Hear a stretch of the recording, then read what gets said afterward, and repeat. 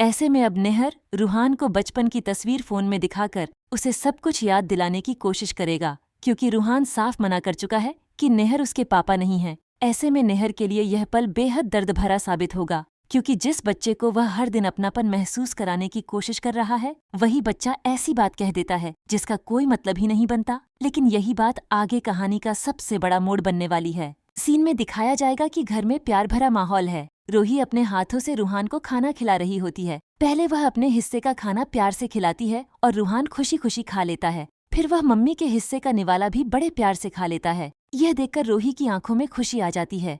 लेकिन जैसे ही बात पापा के हिस्से पर आती है, तभी अचानक रूहान ऐसी बात कह देता है जिसकी किसी ने उम्मीद नहीं की थी। रूहान साफ शब्दों में कह देता है कि उसके पापा तो हैं ही नहीं। यह सुनते ही नेहर के चेहरे की मुस्कान पल भर में गायब हो जाती है। उसकी आंखों में दर्द साफ नजर आने लगता है, क्योंकि वह सामने खड़ा होकर भी अपने बेटे के दिल में जगह नहीं बना पाया। उधर रोही एक पल की भी देर नहीं करती और तुरंत रूहान से कहती है, तुम्हें किसने कहा कि तुम्हारे पापा नहीं हैं? तुम्हारे पापा तो तुम्हारी आंखों के सामने खड़े हैं। यह सुनकर रूहान हैरान रह जाता है और नेहर की तरफ देखने लगता है, लेकिन उसके मन में अभी भी भरोसा नहीं बनता। उसके लिए इस सच को समझना आसान नहीं है। नेहर भी उस पल शांत खड़ा रहता है, लेकिन अंदर ही अंदर टूट चुका होता है। अब कहानी में सबसे दिलचस्प मोड़ यही है कि क्या रूहान धीरे धीरे इस सच को समझ पाएगा, या फिर अग्नि की बनाई हुई दूरी अभी भी उसके मन पर भारी पड़ेगी। गलत दवा का सच सामने आते ही नाहर के पैरों तले जैसे जमीन खिसक जाती है।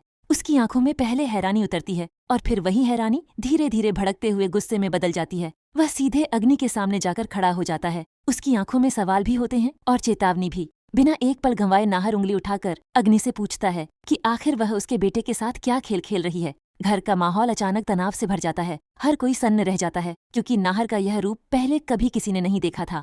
दूसरी ओर अग्नि का बदला हुआ व्यवहार हर किसी के लिए हैरानी का कारण बन चुका है। जो लड़की कभी मंदिर की सीढ़ियां तक नहीं चढ़ती थी, वह अब घंटों पूजा पाठ में लीन नजर आती है। सुबह से शाम तक हाथ में माला, माथे पर तिलक और होठों पर मंत्र। यह सब देखकर घरवाले तो प्रभावित हो जाते हैं, लेकिन रोही के दिल में शक और गहरा होता जाता है। उसे लगने लगता है कि यह भक्ति नहीं, बल्कि किसी बड़े सच को छिपाने का ढोंग है। रोही की नजरें अब हर वक्त अग्नि पर टिकी रहने लगती हैं। वह उसके हर कदम और हर हरकत पर ध्यान देने लगती है। किस्मत जैसे उसका साथ देती है। जब उसे कमरे के एक कोने में दवा की एक खाली पत्ती मिलती है, वह उसे उठाकर गौर से देखती है। नाम पढ़ने की कोशिश करती है, लेकिन तुरंत कुछ समझ नहीं आता। फिर भी उसके मन में एक अजीब बेचैनी घर कर जाती है, जैसे यह छोटी सी चीज किसी बड़े तूफान की शुरुआत हो।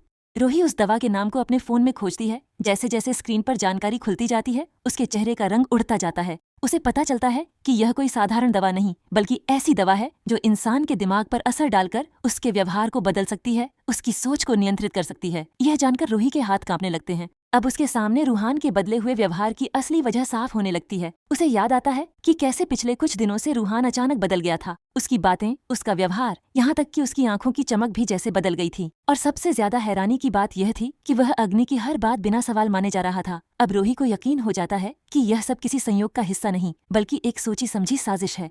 उधर अग्नि अपने नाटक को और भी मजबूत करने में लगी हुई है। वह घरवालों के सामने और ज्यादा धार्मिक बनने का दिखावा करती है, ताकि कोई भी उस पर शक न करे। लेकिन उसे इस बात का अंदाजा नहीं है कि अब रोही के हाथ एक ऐसा सबूत लग चुका है जो उसकी पूरी सच्चाई को उजागर कर सकता है। फिर भी अग्नि की चालाकी कम नहीं होती। वह हर वक्त सतर्क रहती है और हर उस चीज को मिटाने की कोशिश करती है जो उसके खिलाफ जा सकती है।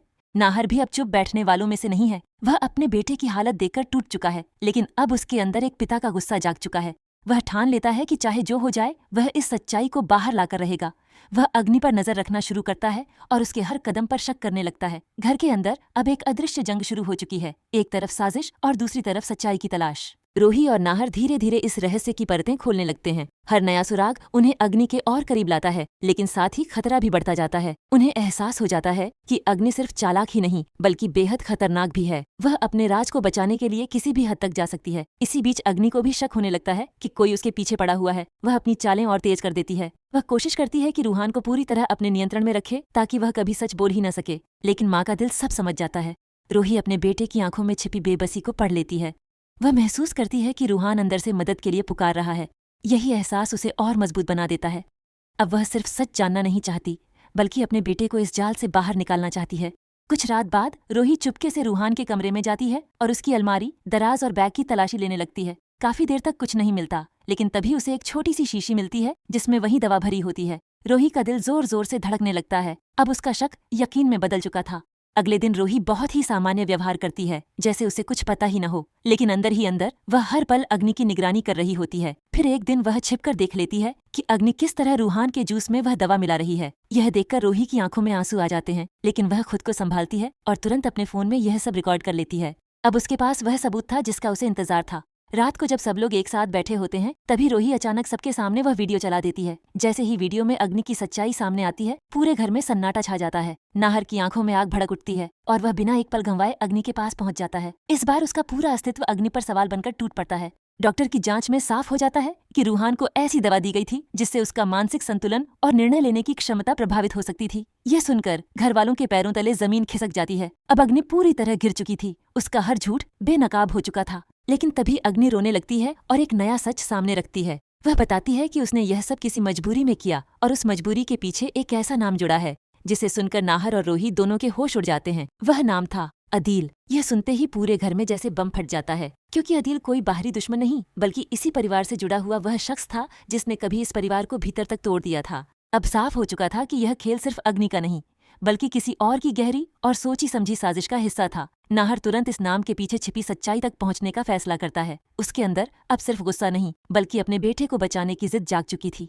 कहानी अब एक नए मोड़ पर पहुंच चुकी है, जहां हर सच के पीछे एक और बड़ा सच छिपा है। अग्नि की सच्चाई को रूहान भी अब जान चुका है, इसीलिए रूहान ने सभी लोगों के सामने ये कह दिया है कि वो कोई दिव्य बच्चा नहीं है और ना ही वो उसकी पूजा की जाए। ऐसे में जब अग्नि का सच सभी के सामने आएगा तो अग्नि खुद को छुपाते हुए वहाँ से भागते हुए घर को जाएगी। ऐसे में क्योंकि अग्नि की चालें सारी नाकाम हो चुकी हैं और नाहर और रूही के पास रूहान भी आ चुका है और रूहान पूरी तरह नाहर और रूही को मिल चुका है।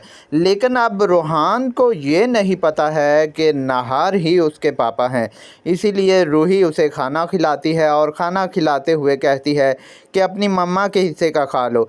तो ऐसे में वो अपनी मम्मा के हिस्से का खा लेता है, परी के हिस्से का भी खाना खा लेता है। लेकिन जब नाहर पापा के हिस्से का खाने की बारी आती है तो वो ये कह देता है कि मेरे तो पापा नहीं हैं।